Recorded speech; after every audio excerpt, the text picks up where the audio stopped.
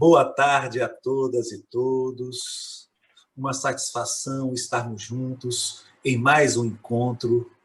Hoje temos a felicidade de recebermos a professora doutora Edmeia Santos, ela que é professora titular livre da Universidade Federal Rural do Rio de Janeiro, é coordenadora do GT16 da AMPED, que tem como temática Educação e Comunicação, e ela também que é referência também lá na ABCiber, tendo feito parte da diretoria, de várias comissões, e, quer dizer, estivemos tão próximos em termos de associações científicas, como membro da AMPED, como membro da ABCiber, e quis que nos encontrássemos nesta live, neste encontro com vocês, para discutirmos questões tão caras, tão relevantes para todos nós neste momento. Eu gostaria de agradecer a presença de todas e todos, em especial dos colegas docentes que trabalham com estágio nas licenciaturas do nosso Instituto Federal Fluminense. Uma saudação especial às professora doutora Ingrid Ribeiro, professora doutora Edalma Paz, professora doutora Marlúcia Cereja, professora mestra Ana Paula Dias, e também agradecer aos colegas docentes, aos colegas discentes que estão aqui, colegas de outros estados, colegas ampedianos, alguns colegas do GT15 que já pude vir aqui pela listagem, agradecer às instituições colegiadas de nosso Instituto Federal Fluminense, os colegas da docência, ou melhor, os colegas da pós-graduação Lato Sensu em Docência do Século XXI, os colegas do mestrado profissional em ensino e suas tecnologias, a DIRLIC, que é a direção da licenciatura do Campus Centro, do nosso Instituto Federal Fluminense, e a todos vocês que estão aqui.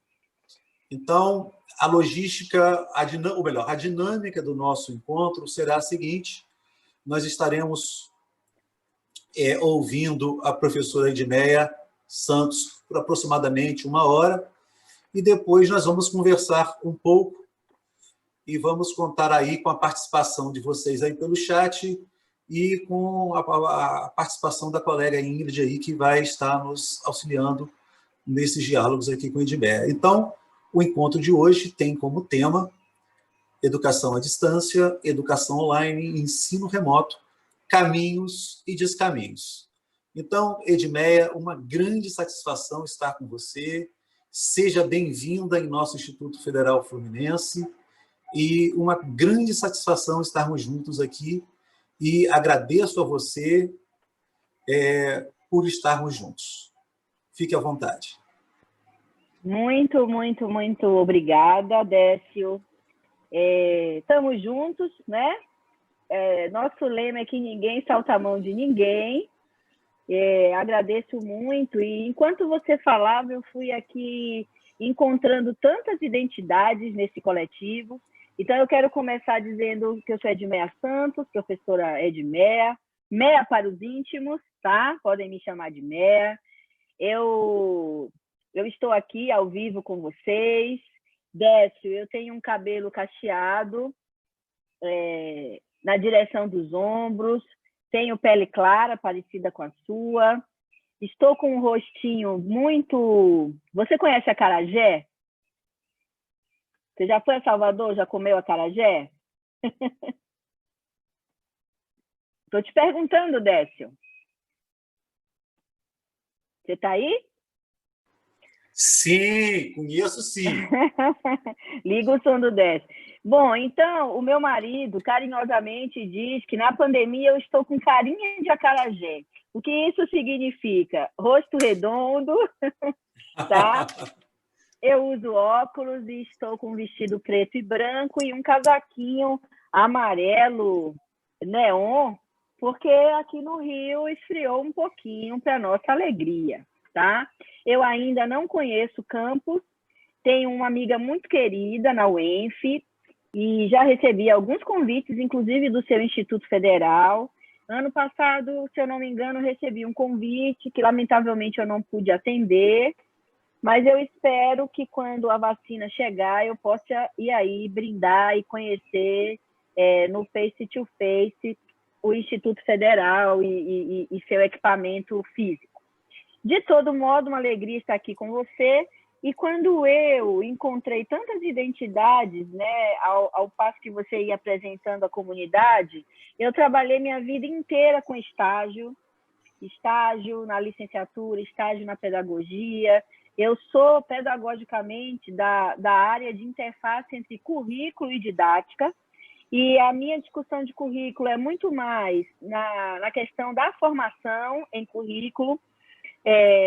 Eu trabalho muito com currículo ação, com atos de currículo, principalmente a dimensão micro ligada à docência, e aí há uma aproximação bem direta do campo do currículo que eu trabalho com a própria didática.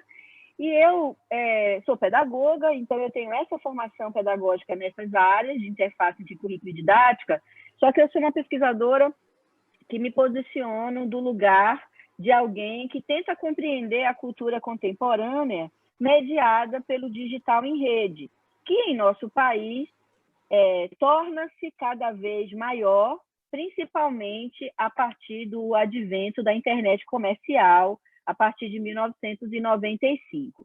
Mas eu pesquiso digital bem anterior ao advento da internet comercial e da própria web. Eu fiz informática antes de fazer pedagogia. Então, desde adolescente, eu trabalho com informática, com programação de computadores. Profissionalmente, atuei bastante na área de informática, mais ligadas à macroinformática, operação de computadores de grande porte. E aí, bem jovem, eu acompanhei a presença do microcomputador, que só velho conhece essa palavra, né, Décio? Acho que você, não sei, acho que a gente é da mesma geração, mas na nossa juventude, para a gente diferenciar um computador de mesa de uma máquina muito pesada, a gente usava a palavra microinformática. De todo modo, quando eu faço a conexão entre a área de informática e a área de educação, eu me deparo com a explosão daquilo que a gente chama de cibercultura, que é a cultura contemporânea, mediada pelo digital em rede, na interface cidade e ciberespaço. E aí a gente compreende como cidade toda a relação física com os territórios físicos e com toda a infraestrutura física que faz a gente acessar e ter o ciberespaço diretamente na relação com a cidade. Obviamente, né, que no primeiro momento da literatura especializada sobre cibercultura, há mais de 20 anos, a literatura, principalmente a partir dos trabalhos do Pierre Levy, conceituava a cibercultura como a cultura do ciberespaço. E o que é o ciberespaço, né? É a internet que a gente conhece, essa infraestrutura de tecnologias informáticas telemáticas habitadas por nós, seres humanos, em processos de comunicação. Então, o ciberespaço é exatamente essa internet habitada por nós, seres humanos, em comunicação. Então, a ecologia da internet, que envolve seres humanos, objetos técnicos, tudo junto e misturado, é o que a gente entende por ciberespaço. Só que o ciberespaço está diretamente relacionado com o território físico. A Lúcia Santaella tem uma noção, para falar disso, que é a noção de interstício, que é aquilo que está entre, está na dobra, mas está misturado. E a gente só perde a conexão dessa relação cidade-ciberespaço quando a gente está diante do constrangimento de não ter acesso e acessibilidade à internet. E isso no nosso país é muito grave, não está, a inclusão digital, cibercultural não está consolidada. inclusive para nós que militamos por acesso e acessibilidade, historicamente, a gente se depara com a pandemia, que revela mais fortemente o dever de casa que a gente não fez em termos de acesso, políticas públicas e também formação de professores. E nesse momento pandêmico, onde a gente teve a cidade apartada de nossas existências, a gente está se dando conta de quão excluídos digitais e ciberculturais somos todos nós, professores e alunos, principalmente nas escolas e universidades públicas. Então, a cibercultura é o dia a dia do nosso tempo. O digital em rede está para o nosso tempo, assim como as máquinas mecânicas de automação estiveram para a sociedade industrial. E a gente sabe que o modo de produção afeta diretamente os modos de conhecer. A relação entre os modos de produção e os modos de conhecer, essa relação é uma relação, como diz o Edgar Morin, recursiva, dialógica, de circularidade. Então, assim como o capitalismo industrial influenciou o desenvolvimento da ciência moderna, o digital em rede no capitalismo cognitivo influencia diretamente a nossa relação com a ciência, que não é mais hegemônica e não é mais a grande metanarrativa, que, por sinal, em nosso tempo de tragédia política e de desgoverno, ela tem sido, inclusive, posta em xeque com uma cultura, não é, de ignorância em relação à ciência. A gente passou, eu, por exemplo, estou nativa intelectualmente há 25 anos, e a gente tem muitos elementos teórico-metodológicos para criticar a ciência moderna, principalmente pelos modos de produzir conhecimento na nossa área de ciências humanas, especificamente de educação. Nós podemos fazer críticas aos métodos e aos processos de construir conhecimento, mas a gente nunca refutou a importância da ciência, até porque ciência é o que fazemos, praticamos e comunicamos. Nós sempre discutimos a ciência com consciência, como diz Edgar Morin, né? A ciência que dialoga na horizontalidade com saberes comuns, com as artes, com a filosofia. É essa ciência que dialoga que a gente tenta praticar, e é com esse repertório epistemológico que a gente forma novos professores e pesquisadores em nossas universidades públicas, laicas, gratuitas e de qualidade. Então, o digital em rede se transforma o tempo inteiro. Eu estou aqui falando para vocês, com vocês, e a cada vez que um ser humano se conecta a um desdobramento fisiológico da internet, fenômenos emergem.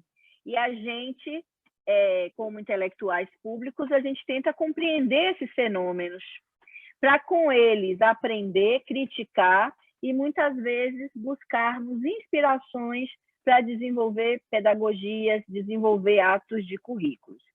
Como os fenômenos são interdisciplinares, eu e meu grupo de pesquisa, a gente se preocupa com os fenômenos ligados diretamente aos processos educacionais e formativos. Então, eu trabalho com a noção de educação, noção e práticas de educação online como um fenômeno da cibercultura.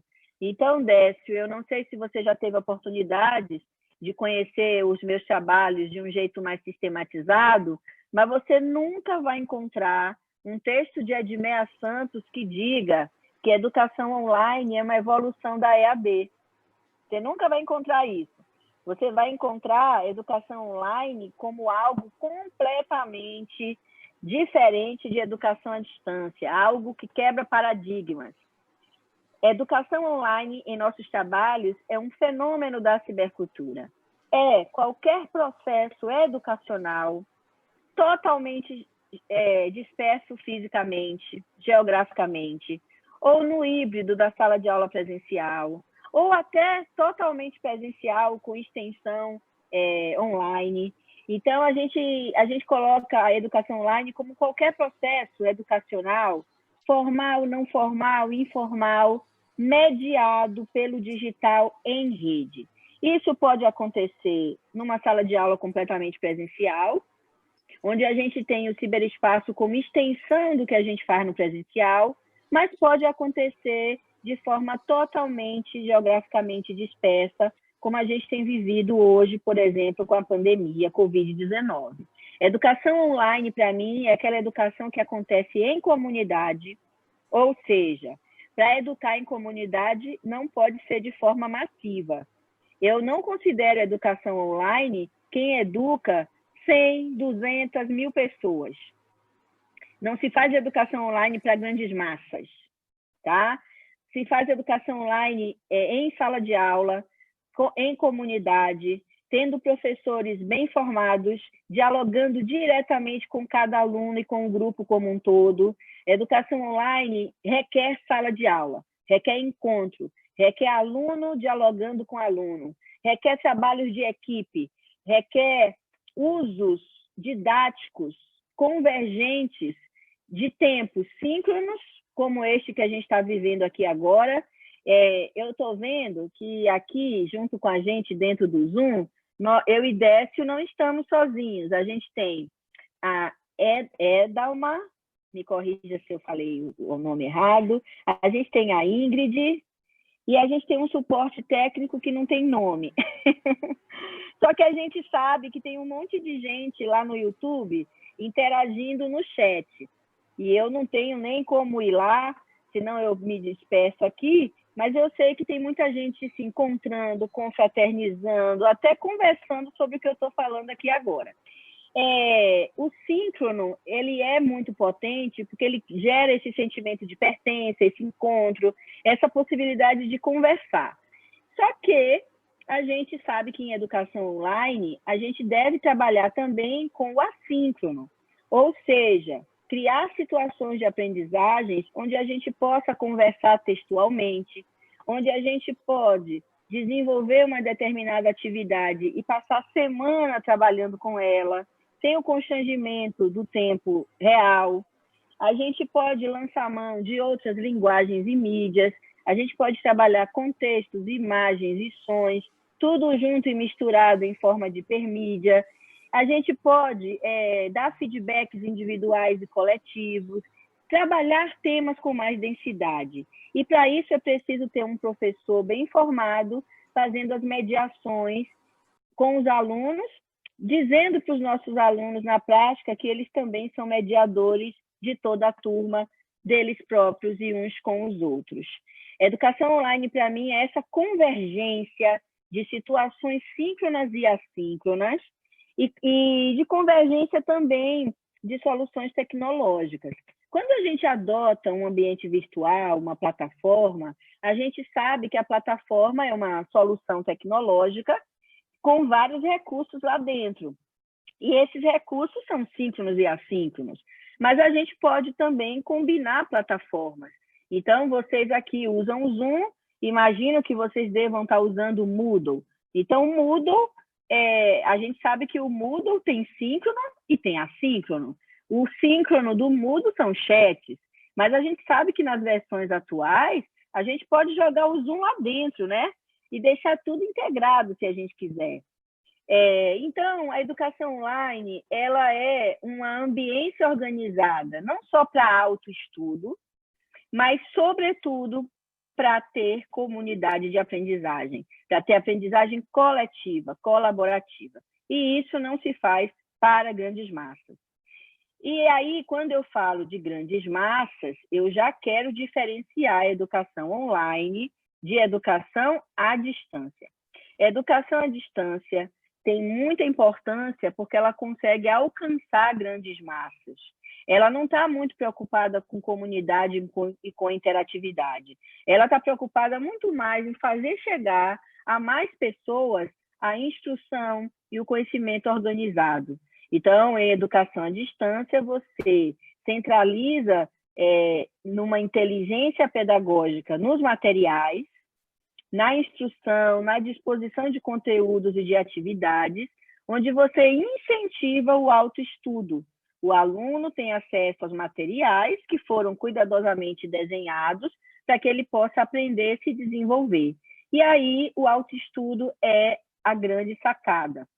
Só que os autores, principalmente sociointeracionistas, já nos ensinaram que a gente pode sim aprender com instrumentos e signos, onde há signo a mediação, e a mediação é que leva à aprendizagem.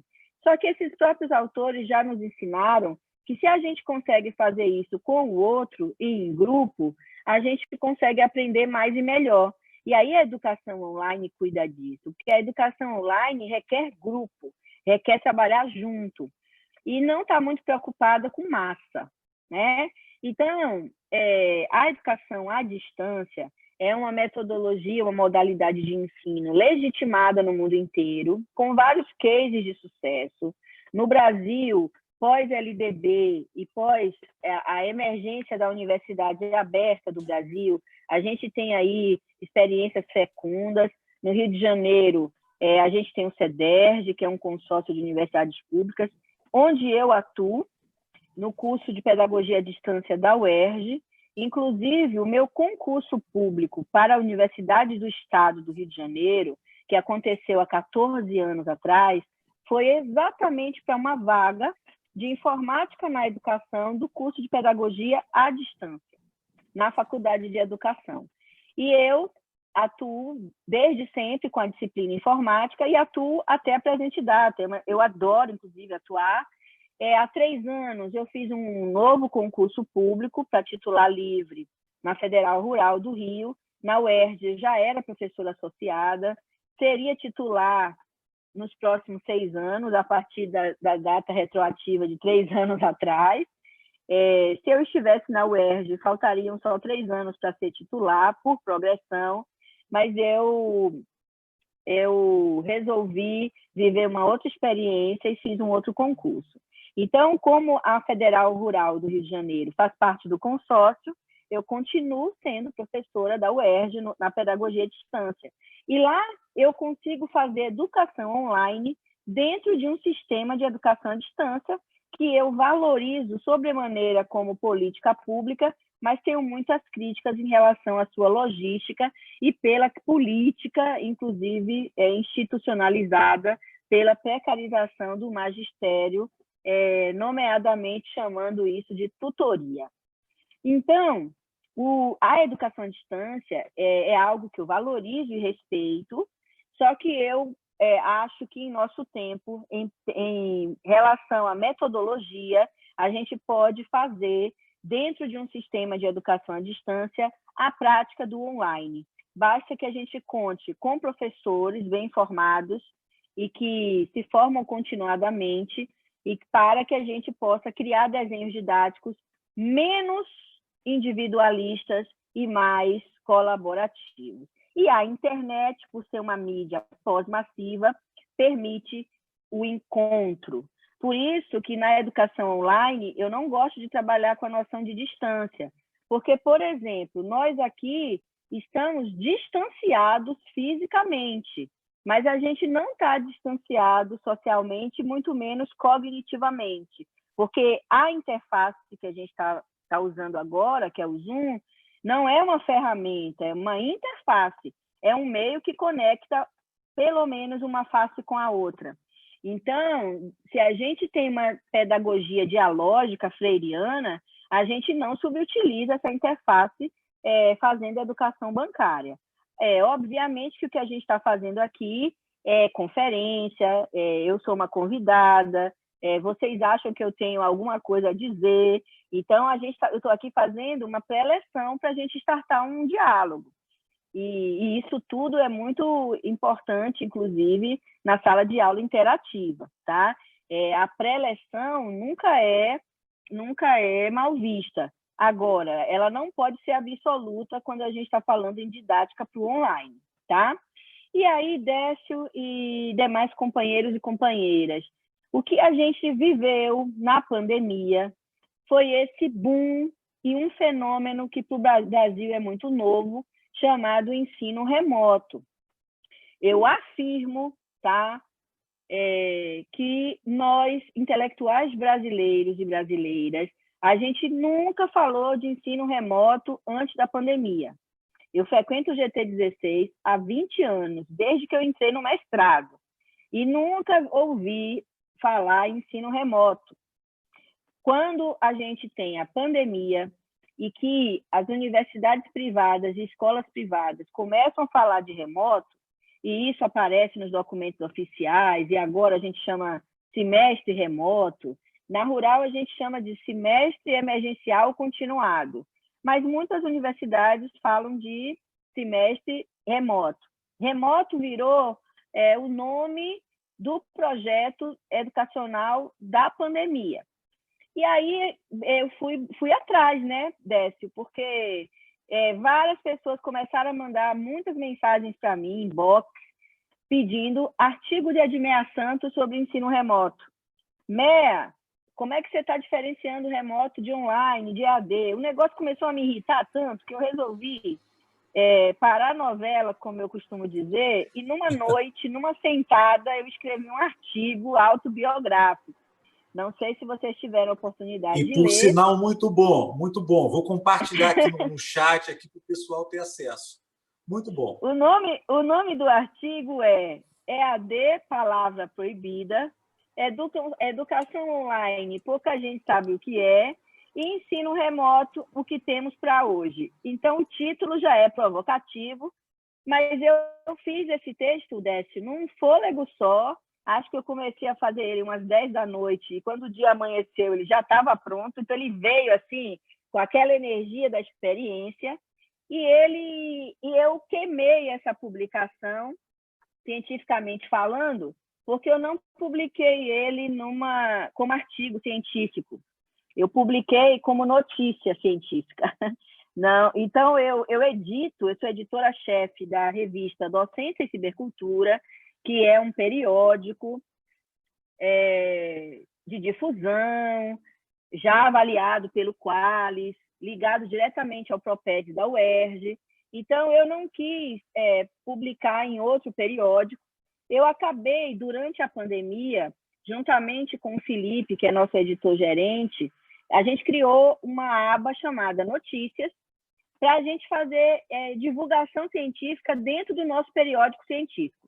A gente criou a aba Notícias para fazer textos emergentes e insurgentes circularem o mais rapidamente possível, sem precisar daquela distância que os periódicos fazem, porque tem que mandar avaliar 2 pares, avaliação cega, ética, a gente tem que ainda submeter a um dossiê. E como eu queria que o texto circulasse, eu publiquei ele direto no Notícias, o que é maravilhoso, porque, segundo o Google Analytics, 8.000 pessoas já tiveram acesso a esse texto.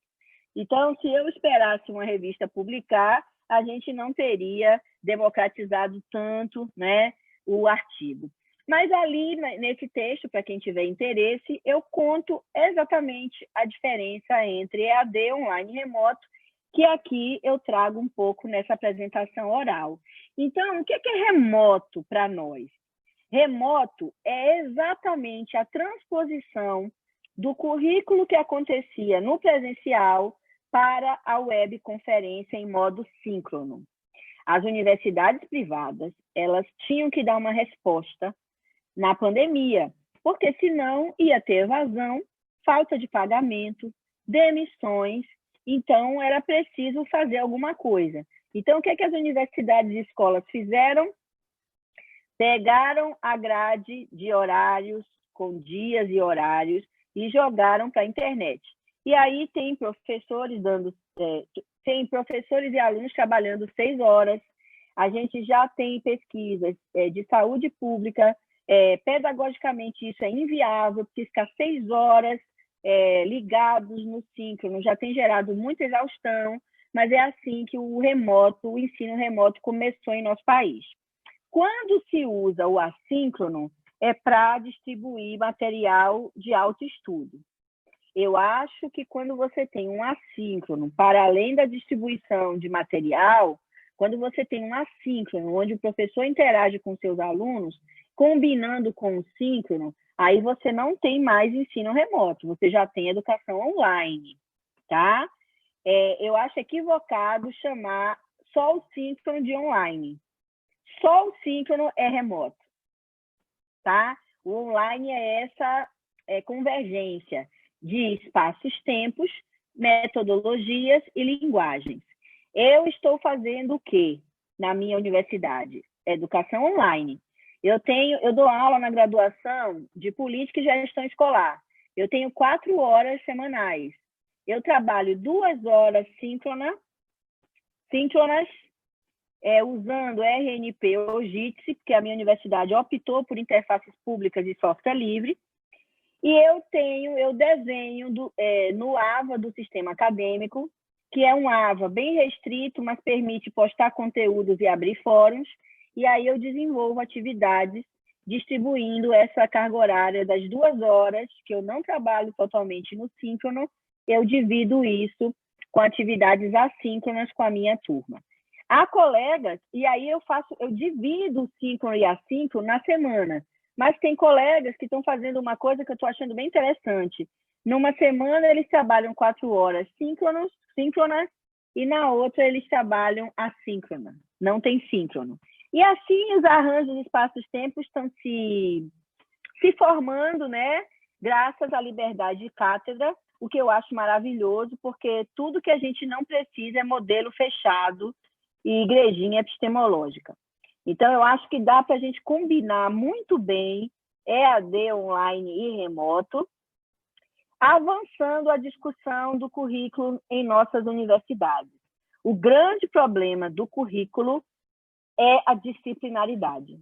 Cada um trabalha com a sua disciplina, na sua igrejinha, e aí, quando a coisa veio para o totalmente online, isso se complica muito. Porque para o aluno cursar 8 disciplinas ao mesmo tempo, se todo mundo resolve ser online, fica inviável do ponto de vista da relação espaço-tempo. E aí a gente precisa pensar arranjos curriculares diferenciados. Por exemplo, eu sugiro, se o semestre tem 4 meses, fisicamente falando, por que não trabalhar 4 disciplinas nos 2 primeiros meses e outras 4 nos 2 outros meses? Será que isso não é mais interessante que trabalhar 8 ao mesmo tempo? Não é? Nós, professores que trabalhamos nós, professores das universidades e escolas públicas, nós somos privilegiados graças à luta política que a nossa geração e que as gerações anteriores travaram, que nós temos ensino, pesquisa e extensão garantidos em nossa carga horária. Ao contrário, né, dos colegas das privadas, a gente não usa a nossa carga horária toda para o ensino. Então, a gente não fica 6 horas por dia só ensinando. Mas os professores das privadas, eles ficam 6 horas ensinando mesmo.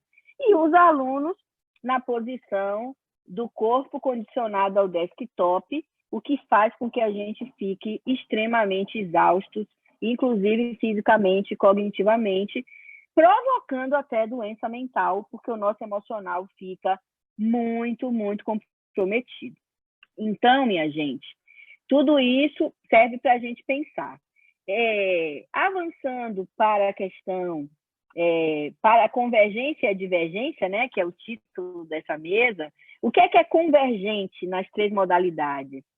Todas são mediadas por tecnologias, todas. Né? Educação à distância é quando os sujeitos estão totalmente distantes, geograficamente dispersos, as pessoas não se encontram e o autoestudo é o que faz a coisa rodar. Inclusive usando tecnologia digital. Então, por exemplo, em sistemas de EAD que usam a internet, muitas vezes o AVA não é habitado pela comunidade. O AVA só serve para depositar conteúdo, atividade e administrar a chegada e os feedbacks dos trabalhos individuais. Não é o uso da tecnologia digital por si só que garante que a educação é online. O que garante que a educação é online e não é AD é a pedagogia e o modelo comunicacional que está por trás do uso da interface. Eu posso fazer uma disciplina onde eu falo sozinha usando o Zoom. Quer dizer, eu estou subutilizando o Zoom, porque o Zoom permite que os meus alunos falem, permite que eles escrevam, permite que eu divida a turma em equipes, permite que as equipes protagonizem, e por aí vai. Então, se eu subutilizo as possibilidades de comunicação interativas e colaborativas, eu não estou fazendo educação online, né? Então, para fazer educação online, eu considero muito importante o conhecimento teórico-metodológico de cibercultura. E aí eu gostaria de apresentar 3 noções que, para mim, são noções bem caras e inspiradoras para a gente praticar o currículo online. Então, eu queria, inicialmente, destacar, e aí, se vocês quiserem tomar nota para a gente levar para o debate daqui a pouco, é a noção, Décio, de interatividade. Interatividade é a palavra, para mim, mais importante da cibercultura. Por quê? Porque interatividade é quando emissão e recepção constroem juntos a mensagem. Professor Marco Silva, principal referência sobre interatividade neste país, tem um livro Sala de Aula Interativa, onde ele densamente cria uma teoria da comunicação para a sala de aula na cibercultura, onde ele vai dizer que numa sala de aula interativa, a gente não sabe quem é emissão e quem é recepção, porque todos falam e protagonizam em potência. E aí eu queria contar para vocês um dos meus dilemas na quarentena, porque eu protagonizei na Rural uma das trilhas de capacitação de professores, que, por sinal, eu fiquei 3 meses com 80 colegas num projeto piloto, onde eu desenvolvi um curso de didática e docência online. O curso foi todo no Moodle, e a gente trabalhou com oficinas síncronas em tempo real, a gente trabalhou com rodas de conversas, só para falar dos nossos dilemas e das nossas invenções. A gente conversava 2, 3 horas por semana, era só abrir e conversar. E eu também criei um dispositivo chamado Lives de Segunda, que acabou viralizando na internet. Toda segunda-feira eu convido alguém que fale sobre algum tema de educação online e às 17 horas a gente faz uma live aberta. Tudo isso está disponível no YouTube da Codep Rural, numa playlist que hoje já conta com mais de 9 lives. E a gente sabe que uma live agora é uma live, mas quando ela se materializa no YouTube, toda live vira um artefato curricular, ou um objeto de aprendizagem, como a gente nomeia na educação à distância. Então, o que é um objeto de aprendizagem? É qualquer conteúdo digitalizado que pode ser reutilizado numa situação didática. Então, essa nossa live aqui pode disparar um fórum de discussão, por exemplo, em uma ambiência formativa que a gente nem imagina, né, que exista. Porque o conhecimento que circula em rede, ele tem vida própria, ele é um agente, como já nos ensina Bruno Latour. Então, é um ator da rede, né? As coisas também têm agências. Então, por isso que é muito importante aquilo que a gente põe na rede, né? Em termos de conteúdo, forma e política, sobretudo. Então, a interatividade... E aí, quando eu comecei, Décio, o curso com os meus pares, tudo que os meus colegas queriam inicialmente era aprender como postar seu conteúdo na plataforma. E eu fui desmistificando isso, acalmando os ânimos e dizendo o seguinte: o mais importante não é aprender a fazer videoaula, o mais importante não é postar, não é pendurar o PDF, o mais importante é a gente aprender como chegar nos nossos alunos, como conversar com os nossos alunos. Então, Décio, no primeiro mês, eu investi pesado na interatividade. Eu ensinei a usar vários tipos de fórum, trabalhar com o fórum de discussão com as mais variadas situações didáticas. Eu trabalhei intencionalmente o uso de chat, trabalhei questões de acessibilidade, trabalhei questões de diferentes usos de webconferência. A gente passou mais de um mês trabalhando interatividade, ou seja, como é que eu encontro com os meus alunos e como que eu faço os meus alunos se responsabilizarem pela mediação de todos, com todos e para todos. Consolidado essa competência e vivenciada a interatividade nas mais variadas formas, aí nós caminhamos para o desenho didático, onde a gente ensinou e aprendeu a criar a arquitetura de conteúdos e de situações de aprendizagens variadas. E aí, a noção de hipertexto e de hipermídia nos ajudou muito. A gente leu sobre hipertexto, eu disponibilizei cases de ambientes virtuais mais lineares e mais hipertextuais.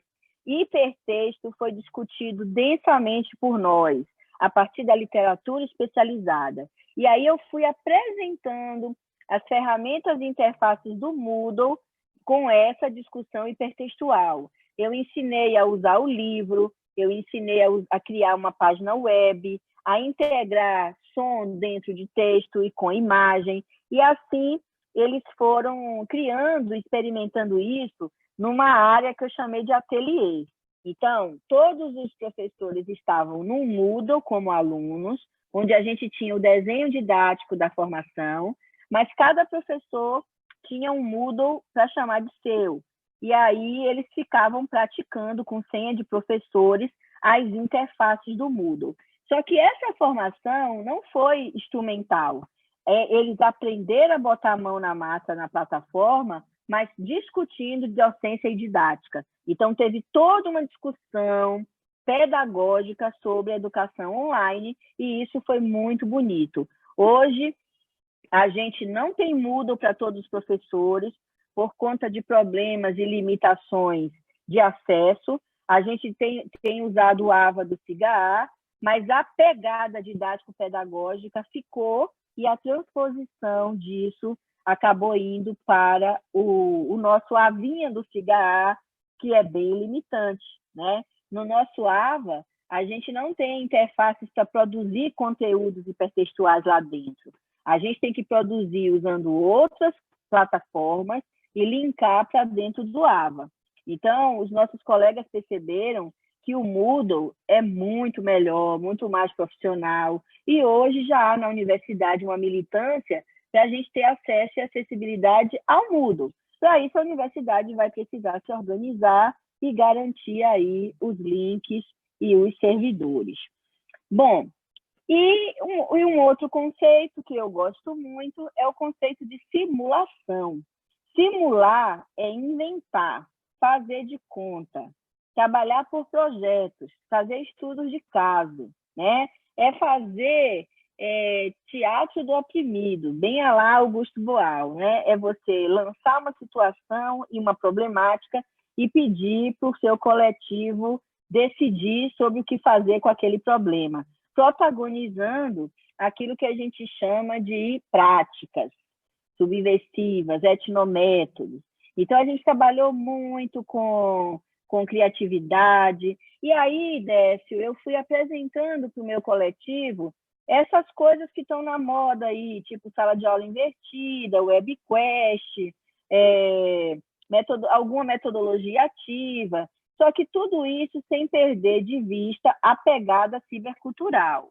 Então, na teoria da metodologia ativa, o centro é o aluno. Isso é totalmente anti-cibercultura, porque na cibercultura não tem centro em lugar nenhum. Se é para ter um centro, o centro é a rede, é a relação professor-aluno, né? Então, a gente aproveita os modismos para desmistificar muita coisa. Sala de aula invertida, para mim, é extremamente problemático, porque para a gente que faz educação online, a gente sempre disponibilizou conteúdos e aulas para a coisa acontecer. Quem faz a educação à distância de qualidade já faz sala de aula invertida há séculos, porque você prepara videoaulas, você prepara materiais instrucionais. O aluno precisa estudar antes para começar a construir o conhecimento coletivamente, tá? E aí a gente precisa ter muito cuidado, porque o mercado usa mal as metodologias. Então, tem universidades, inclusive públicas, contratando medalhões para gravar as aulas prontas, e aí acaba demitindo o professor, reduzindo carga horária, e aí trabalham as metodologias de forma equivocadas e usam isso contra nós. Muitas vezes, os professores estão sendo demitidos ou estão tendo carga horária reduzida porque eles gravam áudios, as universidades replicam isso milhões de anos, tirando espaço de conversa com os nossos alunos. Então, a gente precisa ter muito cuidado com esse tipo de coisa e não ficar usando as metodologias de forma única. O barato é combinar. Então, por exemplo, eu já falei sobre esse assunto com outros coletivos, mas toda vez que eu falo, eu opero conceitualmente de um jeito. Nunca é igual uma aula expositiva. E muitas vezes é na aula que a gente opera conceitualmente e revisita a nossa própria obra. E aí, se a gente ficar replicando nossos próprios vídeos, pior para nós em termos autorais. Mas é óbvio que se eu gravo aulas e distribuo isso na internet, eu democratizo, inclusive, a minha obra, o que vai me fazer ser mais conhecida. Ninguém faz redes com ilustres desconhecidos. Eu aprendi com Ítalo Calvino, lá naqueles princípios do século XXI, com o princípio da visibilidade. Ou seja, se por acaso o Décio não tivesse me ouvido ou lido um artigo meu, ele me convidado para estar aqui com vocês. E a partir de agora, o Décio e seu coletivo já faz parte da minha rede, tá? Então, é o nosso trabalho que circula que faz a gente, em potência, ter mais conexões uns com os outros. Então, a gente tem que partilhar, sim, nossos conteúdos, a gente tem que escrever os artigos e publicar, porque é a publicação que garante o nosso direito autoral. Os materiais didáticos podem ser registrados em softwares de licenciamento público, como os Creative Commons, e isso já garante a nossa autoria.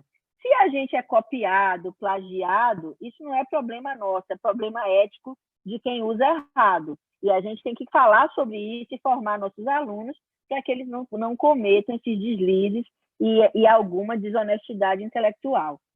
E é isso. Eu acho que não tem receitas. Nós estamos aqui com um esforço fenomenal de fazer nossos institutos e universidades protagonizarem. Se a gente não tomar para si esse lugar de autoria, o mercado vai tomar de nós.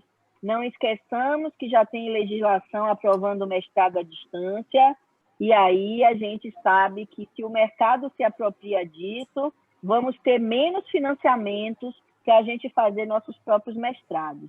Então, em vez de ficar batendo o pezinho ignorantemente, dizendo que não vamos trabalhar na pandemia, alto lá, vamos trabalhar sim, vamos trabalhar de forma autoral, vamos produzir e partilhar conhecimento, porque nós somos a inteligência intelectual e pedagógica desse país, juntamente com os nossos pares da escola básica. Então, eu fico por aqui e desejando dialogar com todos, todas e todos. Décio, muito obrigada. Perfeito, Edmeia, foi muito bom te ouvir. Quantas questões.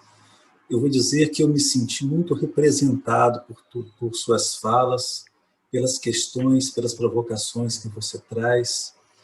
E foi, inclusive, lendo alguns de seus trabalhos que eu pude compreender que momento era esse. Que momento nós poderíamos contribuir para que a gente pudesse entregar aos nossos alunos e alunas uma educação de qualidade. Eu confesso a você que a maior preocupação que tive nessa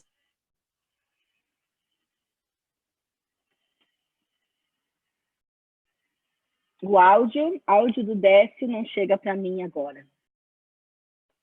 Oi?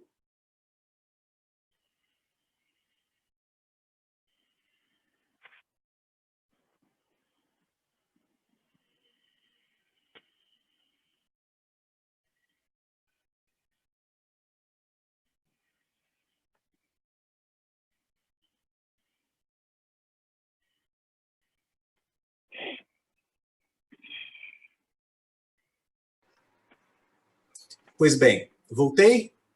Voltou. Pois bem. Então, quer dizer, essas barreiras que a gente enfrenta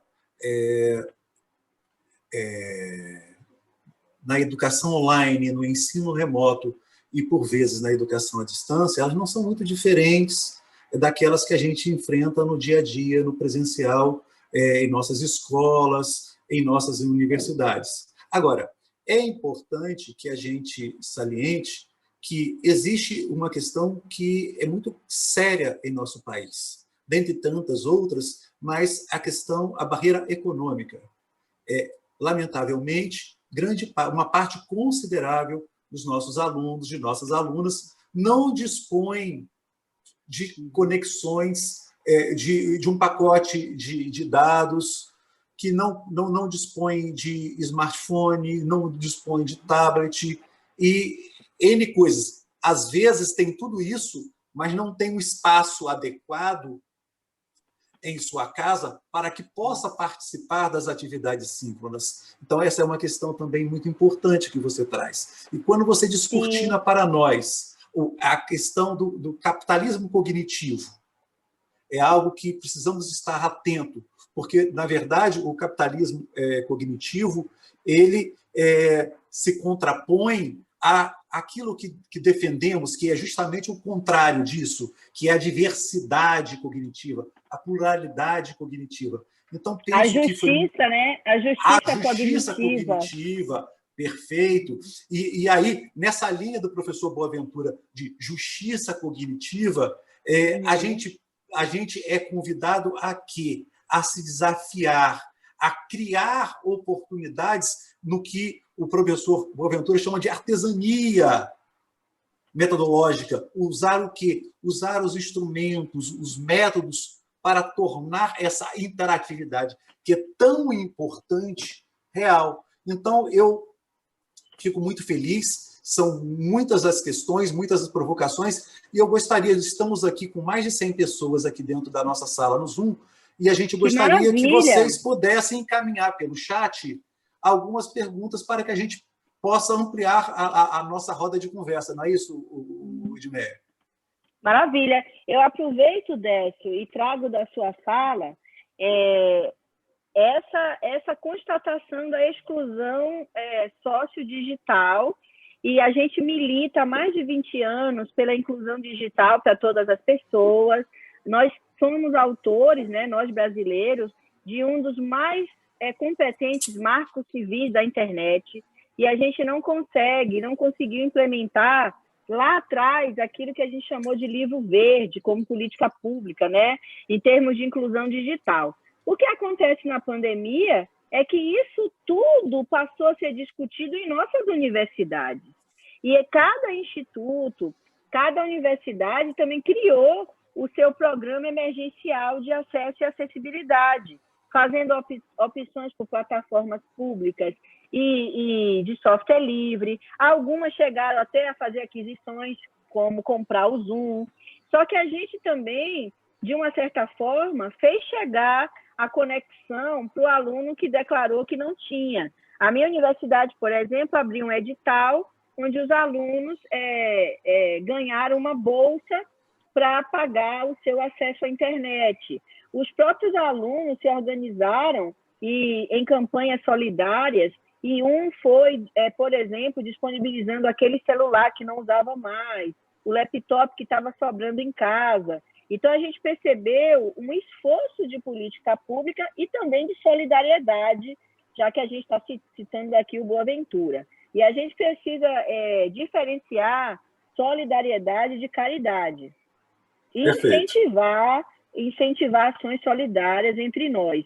O que, para os nossos colegas mais radicais, é complicado, porque muitos acham que o Estado tem que dar conta de tudo. A gente defende o Estado forte, mas a gente não pode deixar de investir também numa responsabilidade social e trazendo o privado para essa responsabilidade também, né? Perfeito.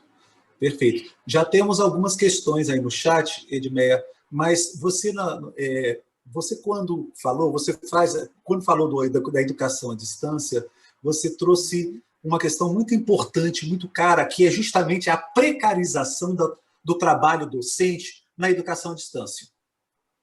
Então, eu penso que isso é algo que está passando da hora de nós, docentes, encararmos isso e trazermos isso à tona. Até porque hoje já falamos na uberização do trabalho docente, que também é uma outra realidade que cada vez mais teremos que enfrentar. Então, eu penso que é o que eu geralmente trato com os meus alunos e alunas, é justamente essa questão de que a gente não pode aceitar essa nomenclatura de tutor, de mediador. É trabalho docente, somos professores. Nós não temos que aceitar esses rótulos, não é isso? Isso. Eu vou conversando com as perguntas que você traz e eu também estou tendo acesso aqui ao bate-papo. Olha só, Décio, a gente tem que ter muito cuidado. Nós somos docentes concursados. Nós estamos trabalhando com os nossos alunos de uma universidade presencial que, por conta da pandemia, está trabalhando à distância, remoto ou online. Nós não somos tutores. O que acontece é que algumas universidades têm projetos de educação à distância por conta da UAB. Para esses projetos específicos, se trabalha com tutoria, que são, na verdade, colegas, porque a tutoria é teorizada e defendida, teoricamente, na teoria da EAD.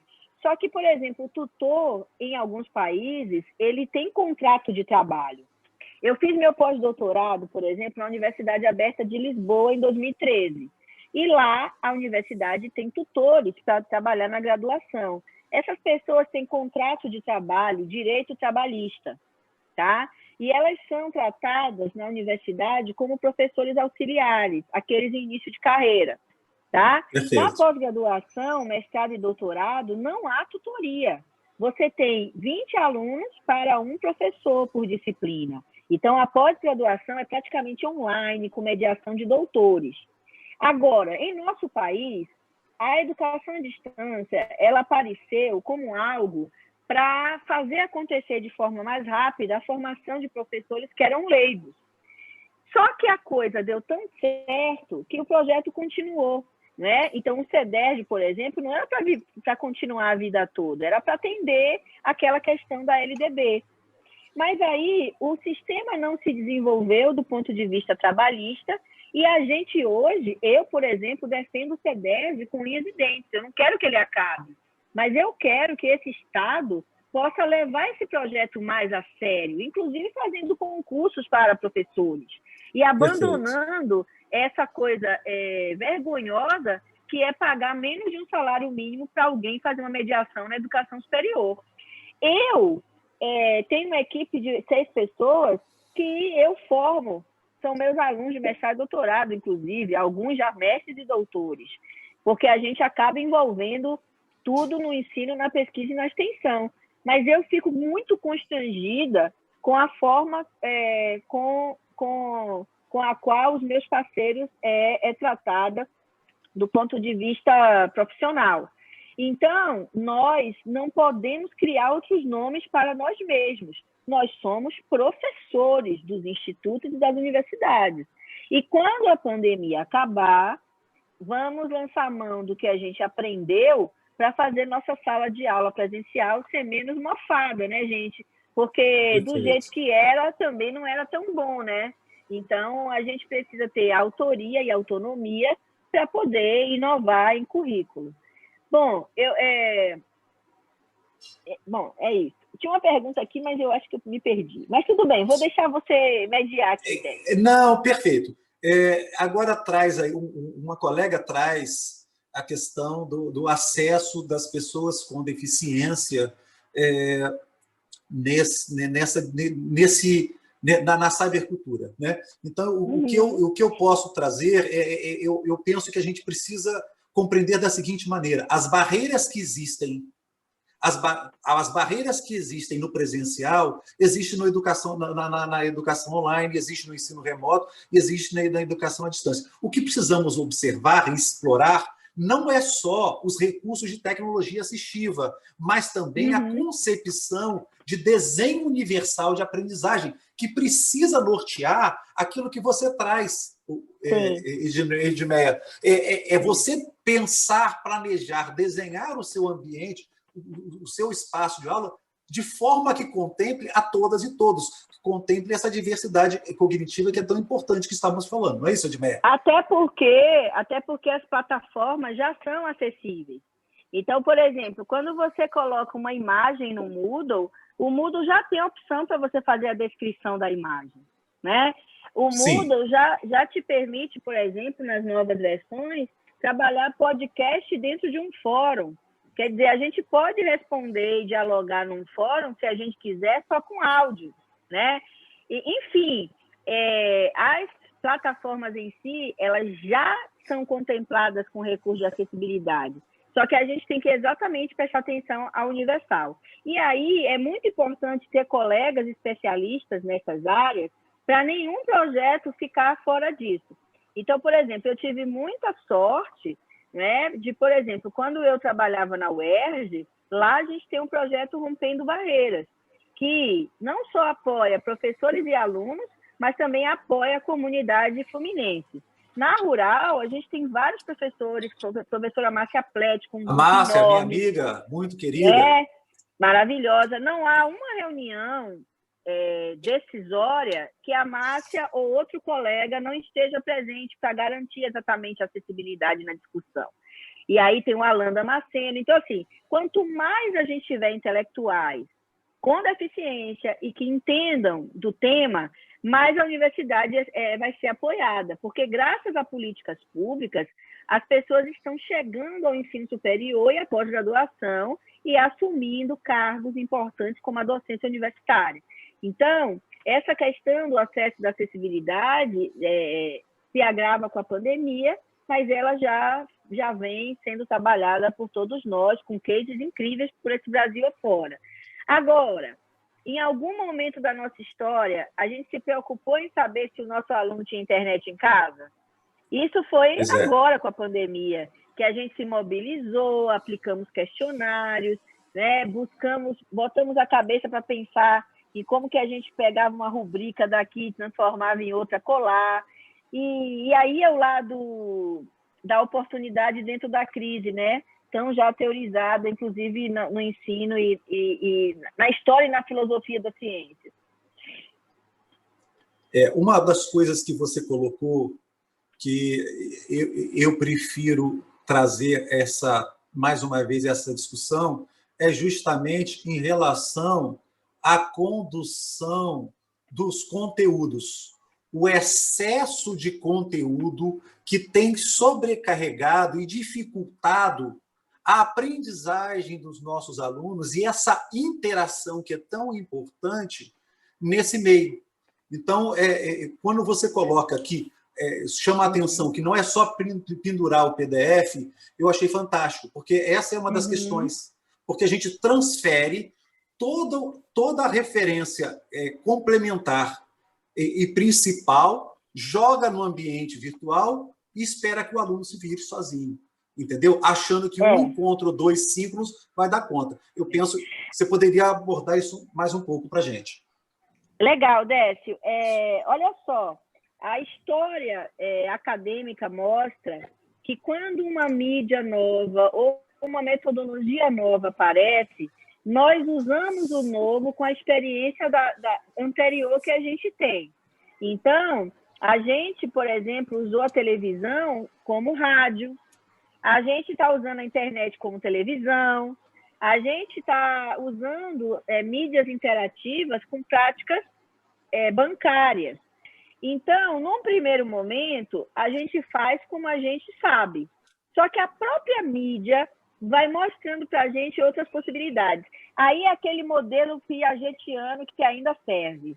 O objeto mostra para o sujeito sua forma e o seu conteúdo, modificando o sujeito também. Então, inicialmente você usa o Zoom para dar uma aula expositiva. Mas eu acho que você vai mexendo, o seu aluno vai te mostrando uma coisa diferente, você vê o seu colega fazendo de um outro jeito, você vai modificando também sua prática. Então, Décio, na minha opinião, eu que trabalho com formação de professores há séculos, eu percebi que esse momento fez as universidades também acordarem para a necessidade de formação continuada de nós mesmos. Quando você diz que tem 100 colegas aqui, onde na sua história de docente você viveu isso entre pares? Eu não lembro de muitas. Perfeito. Ou seja, parar uma tarde para pensar o ensino, todo mundo acha que já sabe ensinar, meu amigo. Não é? É verdade. Então, a gente precisa agora investir em política de formação nossa, tá? E fazer isso ser um projeto de nossas universidades. Eu falei para muitos institutos federais nesse Brasil, muitos. Está todo mundo se mexendo. Falei para muitas universidades. Eu queria agora comentar aqui uma observação ótima do Luiz Cláudio. O Luiz diz o seguinte: trabalhei durante mais de 10 anos no CEDERJ e sempre discuti a desvinculação da função de tutor da prática docente. Observo que hoje essa mentalidade se alastrou de forma incontrolável nas redes privadas, como forma de redução de custos. Questiono, Luiz, porque no Brasil o movimento foi ao contrário. No Brasil, a expansão da EAD começou no privado pelo Fernando Henrique e na primeira gestão do Lula. A gente expandiu no privado primeiro. Esse modelo de tutoria é modelo espanhol de educação massiva, tá? É modelo espanhol. E aí, a gente, quando começou as experiências públicas, a gente pegou o mesmo modelo. Então, o CEDERJ chegou bem depois de Unopar da vida, por exemplo, sei lá. E olha que o CEDERJ foi pioneiro, porque foi o CEDERJ que inspirou o AB. E aí inspirou em umas coisas legais e em outras péssimas, como, por exemplo, a tutoria. Agora, a tutoria desvinculada da prática docente deixa de ser tutoria, porque o papel do tutor é exatamente desenvolver o trabalho docente. E o trabalho... Agora, o que a gente tem que questionar é que concepção de trabalho docente está em algumas práticas de tutoria. Por exemplo, quando eu entrei para a UERJ, num concurso para pedagogia à distância, o tutor era aquele que só tirava dúvida do material didático. Não fazia mediação. A minha primeira pesquisa como doutora na UERJ foi formando os tutores. Eu fiz uma pesquisa-formação com os tutores do curso de pedagogia da UERJ. O que é isso? Eu percebi que todo mundo era reativo e eu fui transformando esses tutores para docentes online, com pesquisa-formação. Mas aí o que eu digo? Eu formei pessoas com a minha equipe, né, num processo coletivo de formar e se formar, mas a condição trabalhista só piorou. Ou seja, a gente não tem mais tutores tão reativos. Muitos são mestres e doutores que trabalham em vários projetos, inclusive, em outras universidades. Só que a relação continua precária, de bolsa, com ausência total de direito trabalhista. E ou a gente faz do tutor uma profissão sindicalizada com regra e carreira, ou a gente explode isso e faz concurso para professor. Eu conheço algumas universidades privadas que o tutor é professor auxiliar com carteira assinada, né? Mas isso é muito raro. Geralmente, quando se assina a carteira, se dá um outro nome, tipo auxiliar administrativo, mediador, sei lá das quantas, porque se assinar como professor, entra na carreira docente, o que eu acho, o que seria uma militância incrível a se fazer. Perfeito. No início da nossa conversa, Edmeia, você falou que você também é professora formadora e você se identificou e falou um pouco, ainda de uma forma bem introdutória, da sua identificação como docente com estágio. E eu penso, você poderia falar um pouco das perspectivas de estágio em meio à pandemia, diante dessa realidade de ensino remoto? O que você traz para nós aí a partir das suas experiências, das suas andanças, dos seus estudos? Maravilhoso, Décio. Eu começo minha carreira na educação superior um ano após minha formatura. Eu me formei em 1997, pedagogia, na Bahia, né? Eu sou baiana, me formei na Universidade Católica de Salvador, em 1997, um ano após a nova LDB. Em 1998, eu entro para a universidade como professora substituta na Universidade Estadual de Feira de Santana, onde eu fiquei trabalhando, né, precariamente por uns 7 anos como substituta em várias universidades. Também trabalhei no privado. E aí, só depois eu fui professora concursada na UNEB, que é a Universidade do Estado da Bahia. E eu fiz concurso exatamente para didática e tecnologia e atuei anos com estágio, tá? Depois de atuar, eu acabei mudando para o Rio, me casei, né? Histórias de amor. E aí vim para o Rio e tal, e continuei trabalhando com estágio, com didática e tudo mais. Agora eu não trabalho com didática, mas, por exemplo, meu marido é professor de estágio e didática na UERJ, na licenciatura. E minhas amigas por esse Brasil afora também estão trabalhando com estágio. E a gente, quando vai para os congressos ou conversa com gente de estágio, por isso que eu fiquei bem feliz quando você se identifica como estágio, é mais uma forma da gente aprender com quem está fazendo. Bom, o que eu tenho percebido é o seguinte: algumas universidades fizeram a opção de não mexer com práticas agora. A Federal Rural do Rio fez um semestre emergencial, priorizando concluintes e calouros. Alguns departamentos ofereceram disciplinas para além disso. A gente não continuou o semestre, a gente não optou por um semestre totalmente novo, porque a gente preferiu que esse ano fosse um ano piloto de aprendizagem. Então, o semestre emergencial não foi obrigatório, a gente está dividindo disciplinas, trabalhando em grupo. Então, eu acho que a gente fez uma coisa bem acertada, que foi usar esse semestre para aprender, ter conversas, etc, etc. Mas, a partir de fevereiro do ano que vem, a gente sabe que não vai ter vacina, a gente vai ter que voltar com um semestre, sei lá, 2020.1, né? Sei lá. Bom, não saberemos como será. Mas o que eu tenho percebido com outras universidades, a questão do estágio na licenciatura está acontecendo. Então, por exemplo, na UERJ, os professores de estágio estão trabalhando juntos. Então, os professores, são 6 professores que trabalham com 300 alunos na licenciatura. Então, eles têm um desenho didático único, todo mundo numa mesma plataforma, e os 6 fazem mediação. Então, eles dividiram, né, o semestre em atividades. Há uma equipe que cuida de toda a burocracia, papelada, relação com escola, papel para o aluno se apresentar, para a escola assinar, né? Toda uma logística de estágio tem sido feita por uma equipe, enquanto a outra trabalha a mediação, discutindo mesmo regência, e num olhar de projeto de pesquisa. Os nossos alunos, né, muitas experiências versam de como a escola está operando também remotamente. Na verdade, os alunos estagiários estão vendo a escola no remoto. O Estado do Rio de Janeiro vive a educação à distância, remota, e às vezes online em alguns casos.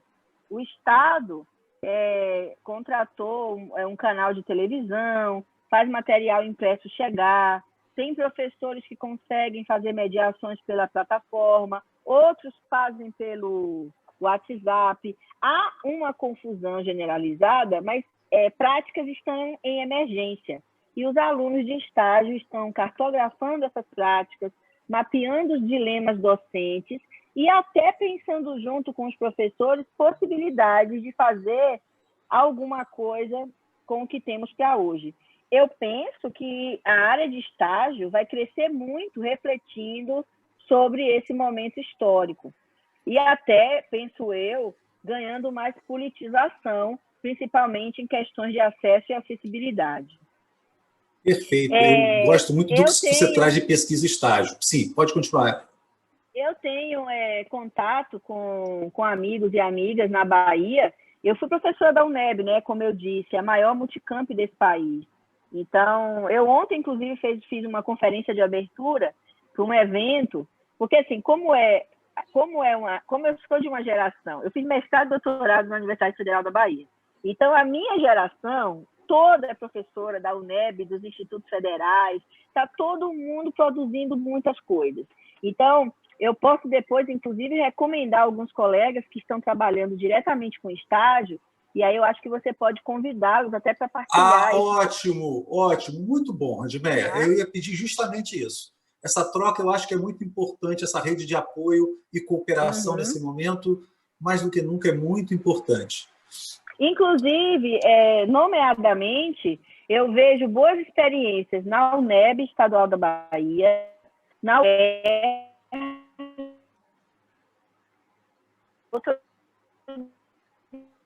Edmeia, seu áudio fugiu um pouco, pelo menos para mim. Oi? Melhorou um pouco. Eu queria que o pessoal me ajudasse aqui no chat. Coloca no chat se para vocês também está falhando, pessoal. Que eu tenho... Eu posso sair e entrar novamente, se não melhorou. E agora? Para mim, em princípio, está tudo ok. Eu posso sair e entrar de novo. Não, agora ficou melhor. Como é que tá? Eu vou sair e entrar de novo. Ok, vamos lá. Então é isso, eu passo esses contatos depois para você.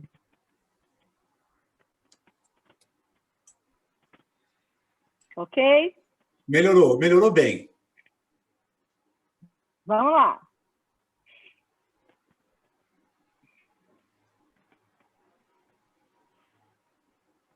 Ok?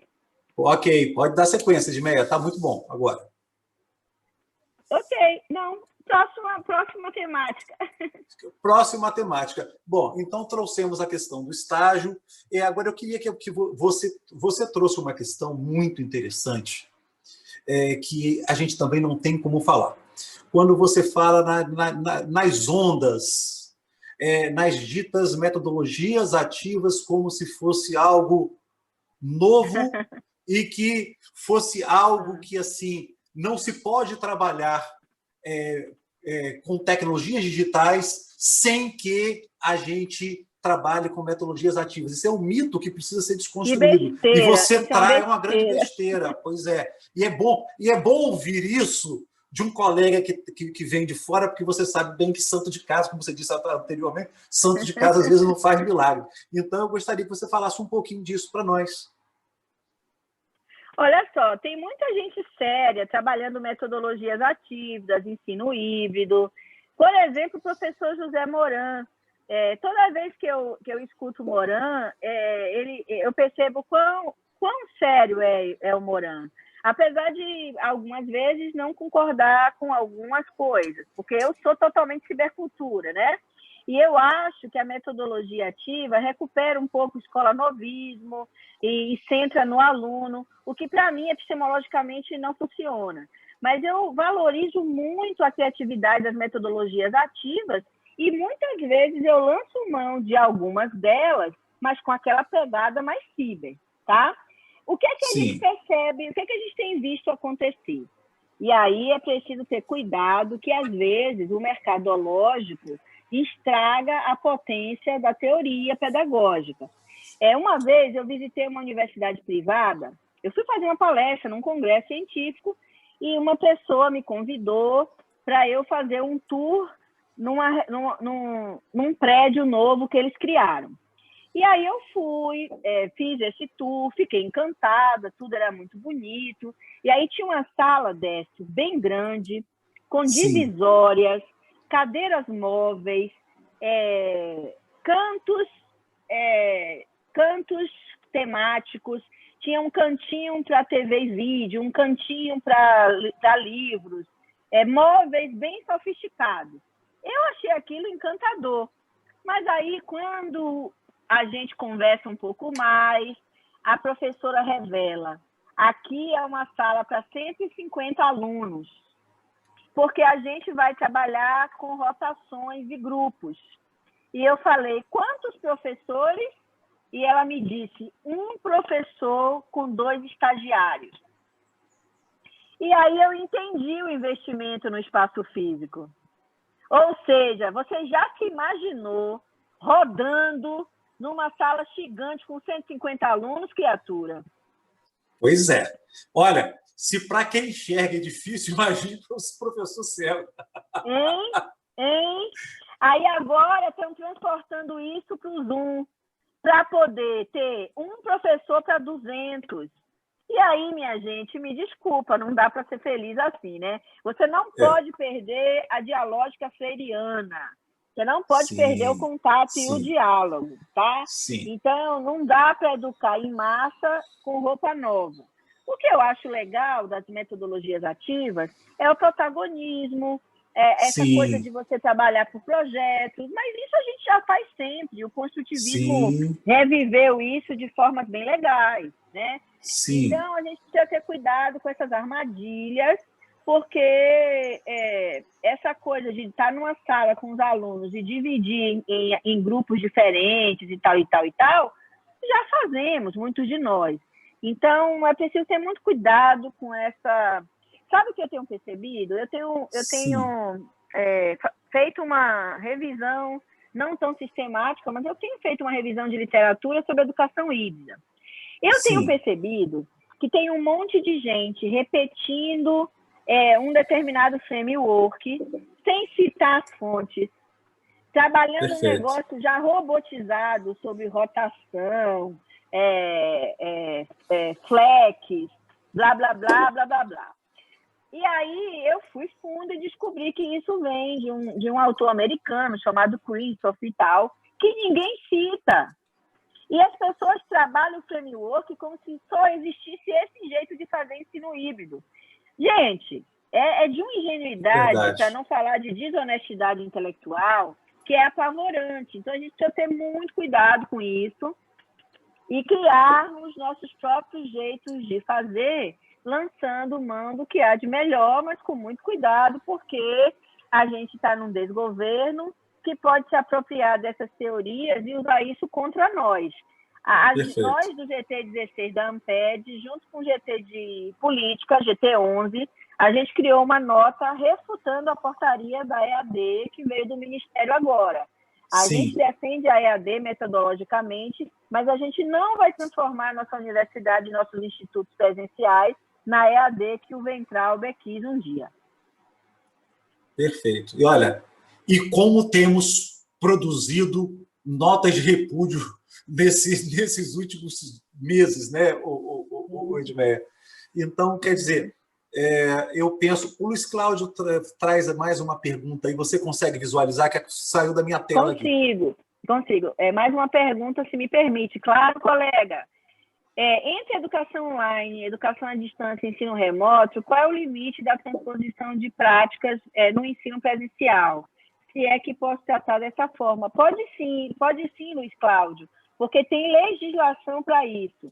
Hoje, no Brasil, qualquer curso reconhecido pelo MEC pode ser 40% com mediação tecnológica, que no documento oficial eles chamam de EAD.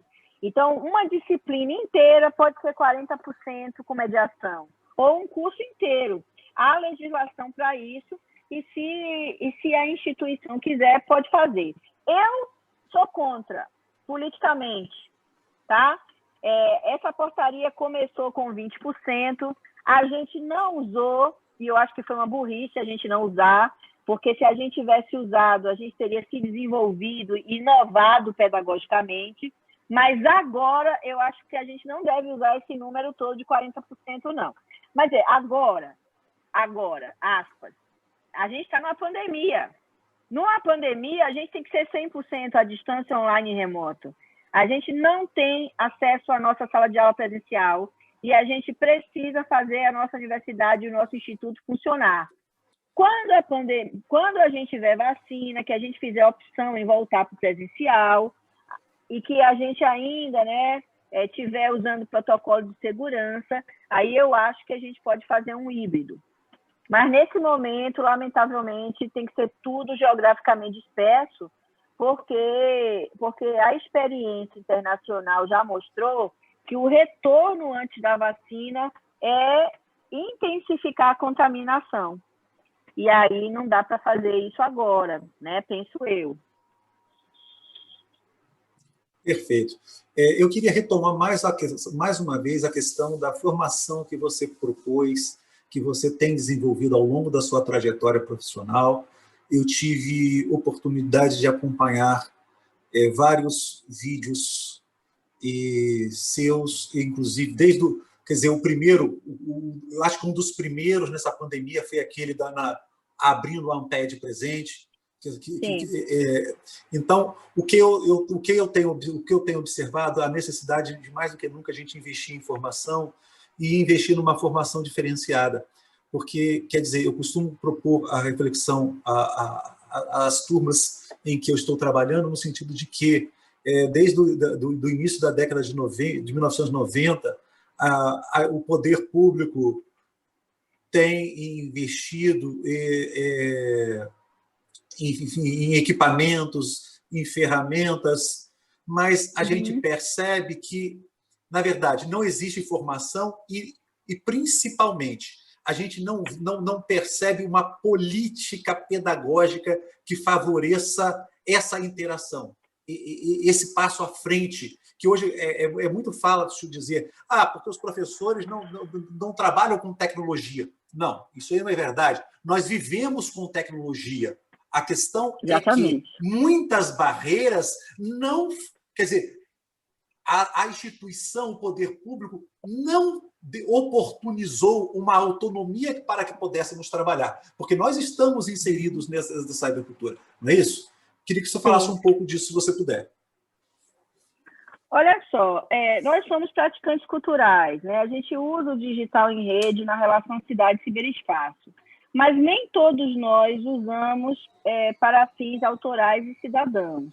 Nós, professores, produzimos textos, produzimos alguma audiovisualidade, estamos muitas vezes nas redes sociais, mas alguns muito no geleia geral, né? Da fruição e da navegação, mas poucos produzem realmente conteúdos ou produzem ambiências formativas online.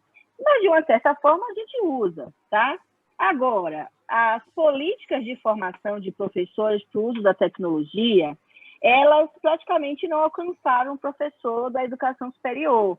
Então, a gente teve, por exemplo, no final do governo Fernando Henrique, a criação do Proinfo, mais específico para o uso dos computadores nas escolas. A gente teve aquele programa de vídeo e TV escola. A gente teve um computador por aluno. Então, alguma coisa acontecia no Ministério quando o assunto era escola básica. A partir da primeira gestão da Dilma, e isso foi totalmente destruído com o golpe, a gente não tem nem mais programas de formação na escola básica. A gente não tem mais laboratórios de informática, não há programas que garantam a internet nas escolas. Por isso que na pandemia a gente está nessa situação precária, porque a gente passou por um processo de interromper ambiências formativas.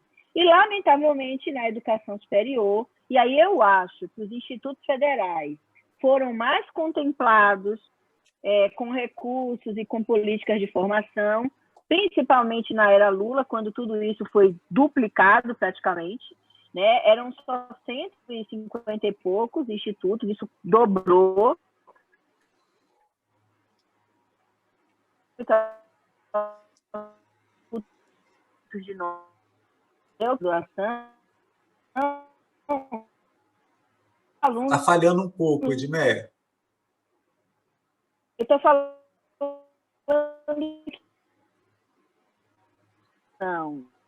né, da minha geração. Está travando um pouco, Edmeia.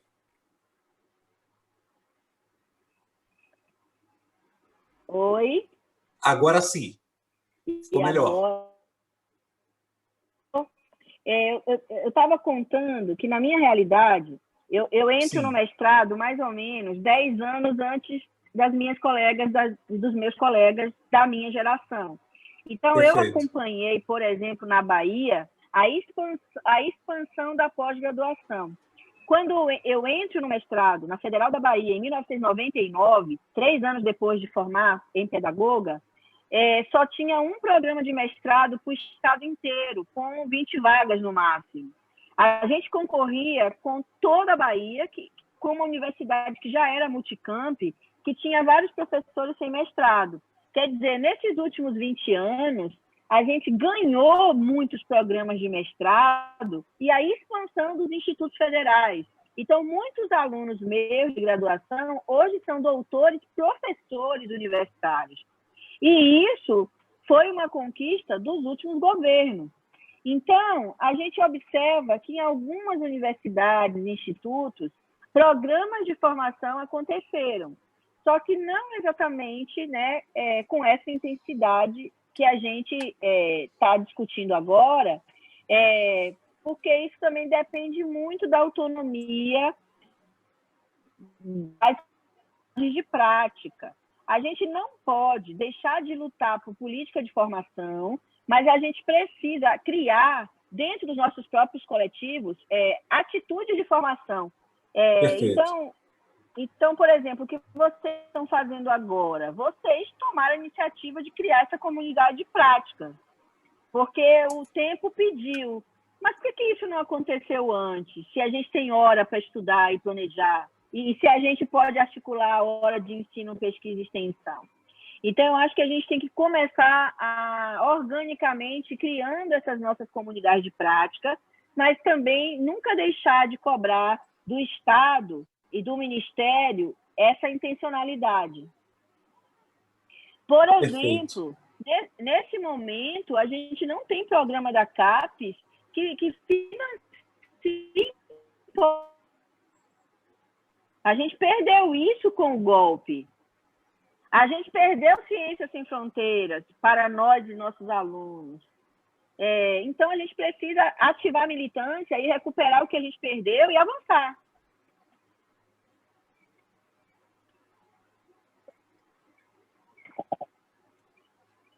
Perfeito, Edmeia.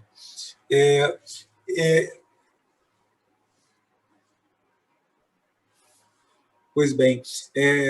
Consegue me ouvir, Edmeia? Consigo. Perfeito. Eu estou do Luiz com áudio. Vou continuar, posso? Pode, fica à vontade. Obrigada deu uma falhada, pela resposta, professora.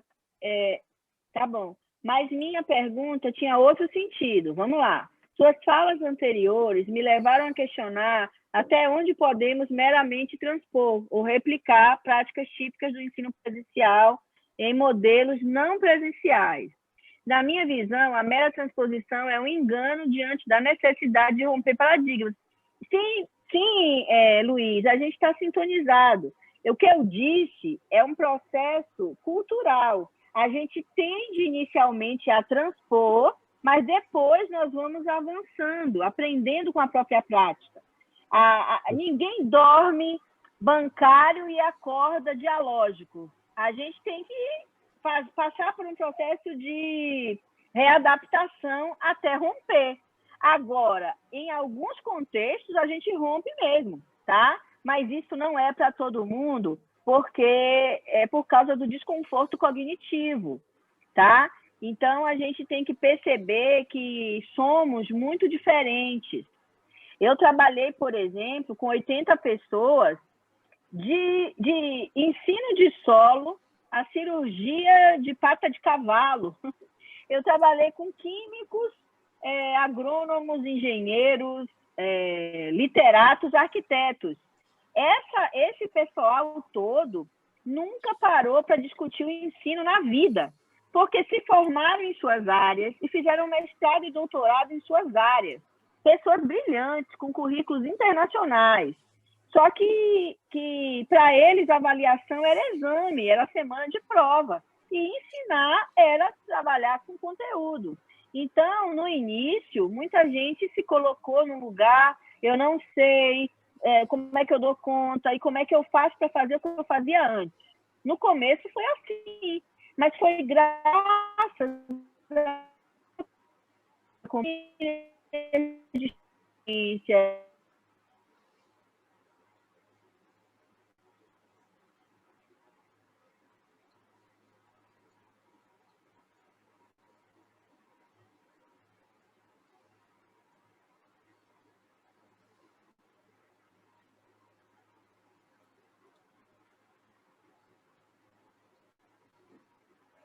pouco tempo, mas os colegas estavam dispostos a aprender, e isso foi ótimo.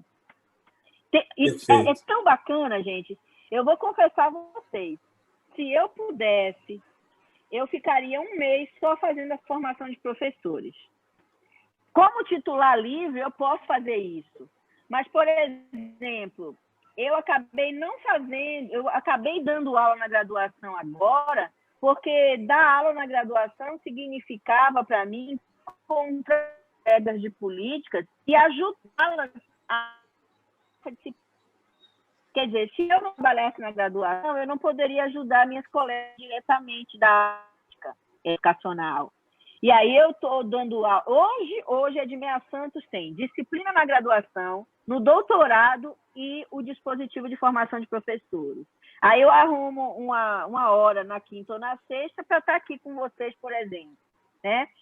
Então, antes do retorno às atividades, eu fazia essa live por dia, porque para mim, inclusive, era um momento de respirar e de dizer, estou viva, né?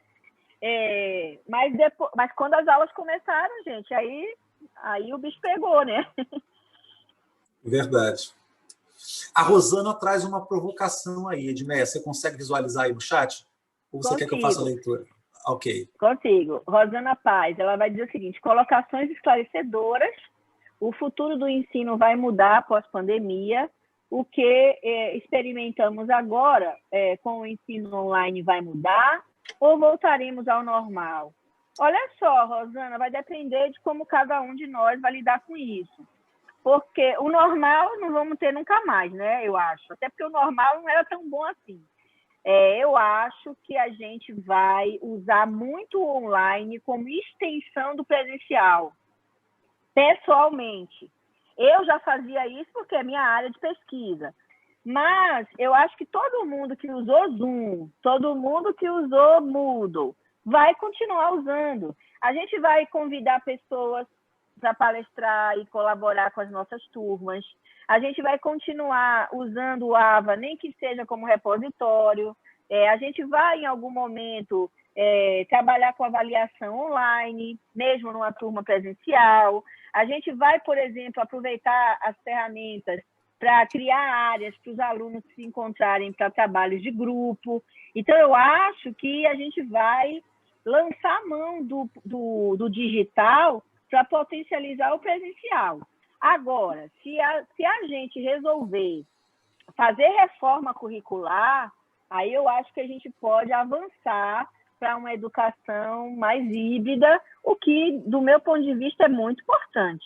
Eu acho que a gente tem que lançar a mão do que há de melhor no presencial e do melhor do online e fazer um currículo mais híbrido. E fazer, inclusive, um currículo que eu defendo, que é um currículo com mobilidade, inclusive institucional. Do ponto de vista tecnológico, a gente já pode fazer isso.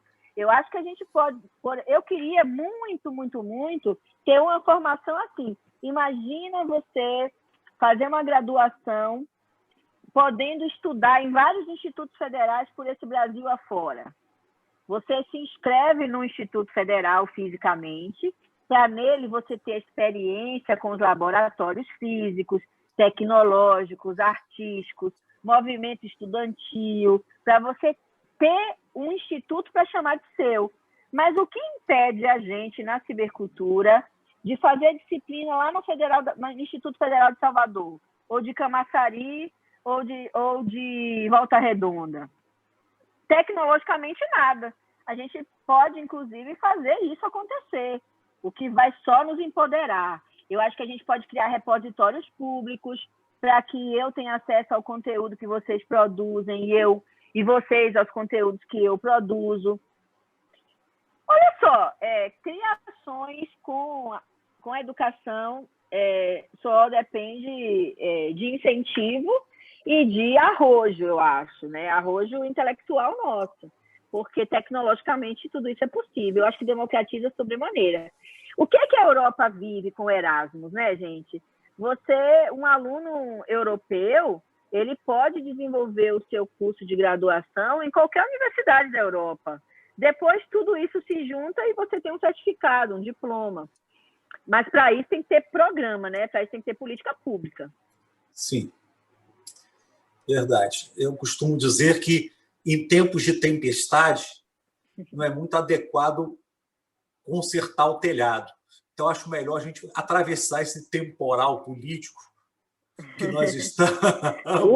Amigo, com certeza, com certeza. Eu, assim, olha só, gente, eu sou titular livre, eu fui titular livre aos 45 anos de idade, eu tenho 47 anos, tá? Daqui a pouco eu faço 48. Eu não sou PQ no CNPq, na minha área. Tentei 9 vezes. Na FAPERJ, eu só ganho bolsista de iniciação científica, tá? A gente lida com os equívocos do sistema e também com a corrupção entre pares, tá? Sim. Lamentavelmente. Então, é óbvio que eu não vou querer trabalhar neste governo com nenhum programa, porque não me representa. Então, acho que a gente daqui a pouco a gente se livra dessa loucura. Isso, com certeza. e a gente ativa a nossa militância para além dos nossos locos.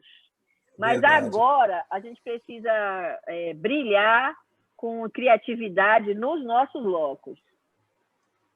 Perfeito. Edneia, para que a gente possa caminhar para as considerações finais, eu queria que você trouxesse um pouco, e uma colega traz aqui, me fugiu aqui da tela o nome, para falar um pouco da avaliação online, que você colocou aí. O Luiz está falando que eu sou muito empolgada. Luiz, eu sou muito animada. Como eu trabalho com formação de professores, didática, currículo, cibercultura, eu sou animada mesmo, eu adoro trabalhar, é uma coisa bem doentinha. Eu gosto muito de trabalhar, minha cabeça não para de pensar, eu sou muito cognitiva, precisava caminhar mais, fazer atividade física, mas eu gosto muito de trabalhar, sou bem empolgada mesmo. Eu tenho um grupo de pesquisa consolidado, maravilhoso, já orientei 10 teses, 20 dissertações. O grupo é uma rede enorme, tem muita gente boa fazendo coisas lindas. Eu adoro trabalhar. E acho que se não for assim, não dá, né, gente? Não dá, porque aí é muito chato e aí é depressão e doença mental, não dá. Eu acho que a gente tem que ser empolgado. Agora, tem umas coisas que brocham a gente, como ignorância, né, conservadorismo, tecnofobia, mas a gente também tem que olhar tudo isso com muito carinho e respeitar muito os colegas que às vezes atrapalham nossa vida. Por exemplo, gente, eu sou uma mulher de esquerda, feminista, faço tanta coisa legal, mas tem coleguinha me chamando de neoliberal a essa altura do campeonato da minha vida. Não dá. Olha, né? Não dá. Aí Tá. Mas aí é aquele colega que diz: tudo isso é golpe, tudo isso é trabalhar para esse desgoverno. Aí eu pergunto, sim, a gente vai fazer o que agora? Não fazer nada? Não encontrar nossos alunos? Gente, tem programa de pós-graduação que não abriu o processo seletivo. Como assim? A gente tem que botar mais mestres e doutores nos programas. A nossa universidade só ficou preta e colorida, né, e com diversidade nos últimos 15 anos. Eu, que sou filha de um homem negro e de uma mulher branca, não fui contemplada com ação afirmativa sendo da periferia de Salvador. né? Então, quando eu dou aula hoje na Universidade Federal Rural e tem uma sala lotada de gente linda, grande, preta e colorida, à noite, isso é maravilhoso, né? Perfeito. Então, não tem muito jeito. Ou a gente encara e faz e enche nossas universidades e institutos de alunos, ou a gente vai minguar. Por quê? Porque a gente pode não ter oferta, a gente já tem um sistema de aposentados que daqui a pouco a gente vai ter menos vagas, porque se a gente não garantir os concursos, se a gente não garantir essa expansão que a gente conquistou, os colegas vão aposentar, a gente não vai ter novas vagas, novos concursos, e a nossa universidade vai diminuir muito até desaparecer ou ser privatizada.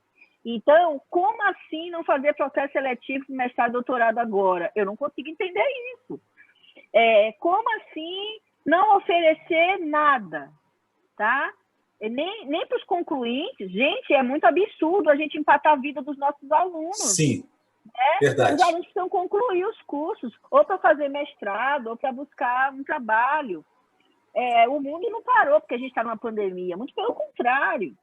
Então, eu acho que crítica que não anuncia é tiro no nosso pé.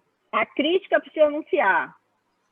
É óbvio que a gente não acredita em Papai Noel, né? Tem que ficar atento a tudo que acontecer. Mas a gente não pode não fazer porque com medo de isso ser usado contra nós. Por isso que a gente precisa garantir algumas coisas. Não é tutor, não, é docente, né?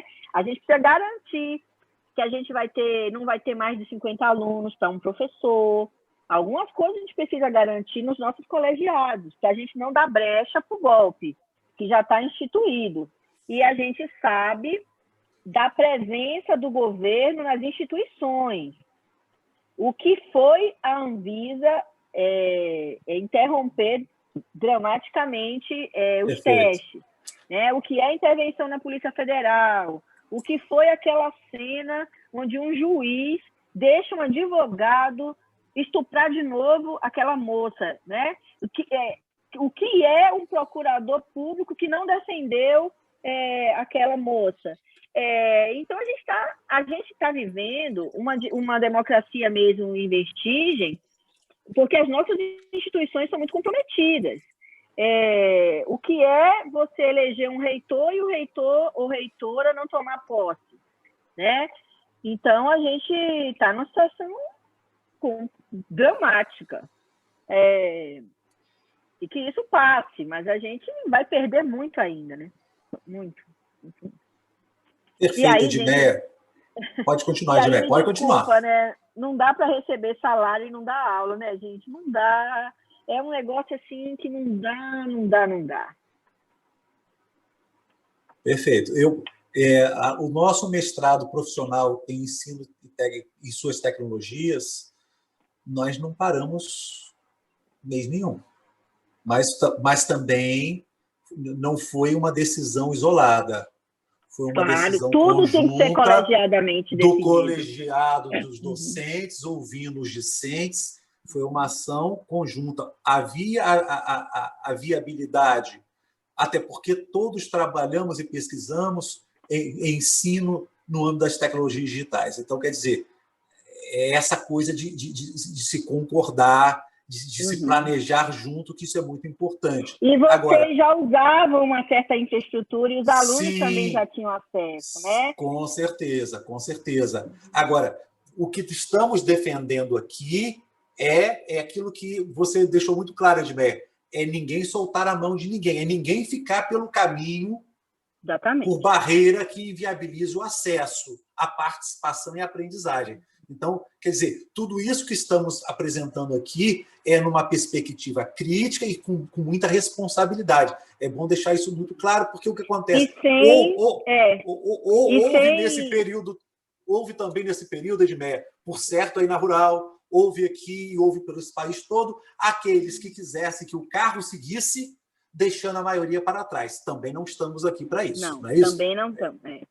Por isso, Décio, que esses 4, 5 meses foram assim, muito intensos, muitas reuniões, aplicamos questionários para saber não só as questões de acesso e acessibilidade, mas saber também os níveis de constrangimentos com a pandemia. Então, a gente está aqui com saúde hoje, mas a gente não sabe como será na semana que vem ou daqui a 2 meses. Então, a gente precisou também se entender com algo que a gente nem sabia o que era. E a gente não pode esquecer que a gente está numa pandemia. Por isso que a gente precisa estar preparado para acolher os alunos. A gente não pode trabalhar com reposições sem deixar a brecha de quem não pôde fazer agora ter o direito de fazer depois. Por exemplo, eu tenho uma aluna que vai defender em março. A pandemia não afetou ela em nada, ela qualificou com a dissertação pronta. Mas eu tenho outra que vai precisar dos 6 meses de prorrogação. Porque no nosso caso, na pós-graduação, a gente parou porque a gente aplicou um questionário e a gente viu muitos alunos com constrangimentos com a pandemia. Nós perdemos 2 alunos. Eu perdi uma aluna de doutora, que ia fazer pós-doc comigo, uma moça de 34 anos que não tinha problema de saúde. Então, a gente teve, na nossa comunidade, alunos que morreram e alunos que perderam parentes, perderam família, alunos que tiveram que se deslocar fisicamente para cuidar de pais idosos. Então, a gente parou porque a gente precisou dar conta disso. E aí a gente só voltou em setembro, depois de muita conversa, muita conversa. Então, e viver esse luto também é muito importante, né, Edmeia? Viver esse luto é muito importante. A gente tem que discutir também com a juventude o que é uma pandemia. No Rio de Janeiro, os nossos alunos estão indo para festas. Essa semana a gente perdeu um aluno de graduação maravilhoso que dizem que foi envenenado numa festa em Campo Grande. Várias pessoas estão passando mal, mas ele não resistiu. De onde veio isso? E aí eu fico perguntando o que é que essa juventude estava fazendo numa festa em plena pandemia? E a universidade não vai conversar sobre isso? Quer dizer, então tem tanta coisa para a gente dar conta, né? Tantos desafios para a extensão universitária, como não discutir isso nos pequenos grupos? A gente faz isso com os nossos filhos, inclusive quem tem jovem está passando um sufoco, né? Porque eles já não aguentam mais ficar nesse distanciamento, tem toda uma questão cognitiva, simbólica, sexual, tanta coisa para a gente dar conta, né, gente? Então, a gente não pode esquecer que a gente está na pandemia, né? Verdade. Verdade. Edmeia, eu penso que foi muito bom para todos nós estarmos juntos aqui nesta tarde. Foi muito bom, foi assim bastante proveitoso. Teremos a oportunidade de ver esse vídeo na íntegra novamente no canal do YouTube. Eu penso que é bem importante. Agradeço a cada um dos colegas que estiveram aqui conosco nessa tarde, principalmente as colegas que trabalham com as disciplinas de estágio, a professora Ana Paula Dias, a professora Edalma Paz, a professora Ingrid Ribeiro, a professora Marluça Cereja, que também é a nossa diretora, a diretora das licenciaturas em nosso campus centro. Agradecer às colegas que participaram aqui ativamente, em especial a professora Gilmara, nossa colega de mestrado profissional em ensino e suas tecnologias, uma colega que muito contribuiu para o nosso Instituto Federal e continua contribuindo, porque ela está hoje aposentada, mas continua contribuindo ativamente em nosso programa, uma pessoa que é uma referência para nós nessa área, nessa discussão. Agradecer aí todos os colegas, todas as pessoas que estiveram envolvidas, e tem 2 pessoas que transmitem mandaram um WhatsApp para que pudessem dar um abraço. A Giovana Lunar, nossa amiga, disse que queria estar com a gente, mas às quartas-feiras também ela pede presente e aquela pauta toda.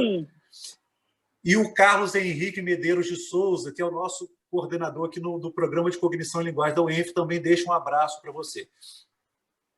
Então, é isso. E agora, suas considerações finais, o Edmeia. Ou melhor, o seu até logo, né? Porque outras oportunidades virão e no presencial. Sim. Bom, eu queria que vocês ligassem as câmeras para a gente fazer uma foto bonita dessas janelinhas com imagens. Mas eu fecho dizendo o seguinte, vamos ampliar essa rede. Eu acho que os processos de formação continuada, Décio, devem vir muito a partir do que a comunidade está precisando. Então, eu tenho uma rede enorme, eu coordeno o GT16, trabalho com isso há mais de 20 anos. Então, basta que vocês me digam que temas vocês querem discutir, que a gente indica parceiros, tudo isso... a gente se desmistificar essa coisa de que santo de casa não faz milagre. Eu acho que a gente tem que mapear as competências e os fazeres e aprender com os nossos pares também e ampliar essa rede de formação cada vez mais, convidando, participando também de outros coletivos, porque a gente precisa de muita troca nesse momento. E aí, o site, acervo, edmeiasantos.pro.br, eu milito pela abertura de conteúdo. Então, se vocês entrarem no site, vocês vão encontrar muita coisa aberta. Livros, tá? Livros de como usar aplicativos. O meu livro, Pesquisa Formação na Cibercultura, tem uma edição atualizada de 2019 em português e espanhol. Então, quem quiser estudar mais, tem 10 teses, 20 dissertações, tem muito vídeo. Eu convido vocês a trazerem artigos de suas práticas. Escrevam com 2, 3 pessoas, assinem com seus alunos de mestrado e mandem textos para a nossa revista Docência e Cibercultura. Essa revista foi criada, gente, num dos momentos mais difíceis da minha vida, que foi 2017. Eu e Marco Silva, que é meu marido, a gente ficou 1 ano sem salário no estado do Rio de Janeiro. Esse também foi um dos motivos pelos quais eu fiz outro concurso e eu criei essa revista lá na UERJ exatamente para a gente poder ampliar os nossos canais de divulgação. Porque nós que trabalhamos com mídias e com tecnologias, os nossos trabalhos não são tão bem aceitos também nos clássicos periódicos. Então, fica aqui esse convite para vocês submeterem artigos, incentivarem que os alunos escrevam e acessem aí o site e citem se gostarem. Eu acho que a gente também tem que ampliar nossa rede de citação, porque é isso que faz nossa obra circular e poder contribuir com mais coletivos, tá? Então é isso. Bom descanso, né? Tudo que eu quero é que chegue 18 de dezembro para eu entrar em férias. E eu vou tirar 45 dias e eu quero ficar entregue ao streaming e aos meus livros. Isso é bom. E fazer umas caminhadinhas aqui, né? Porque estou precisando, né?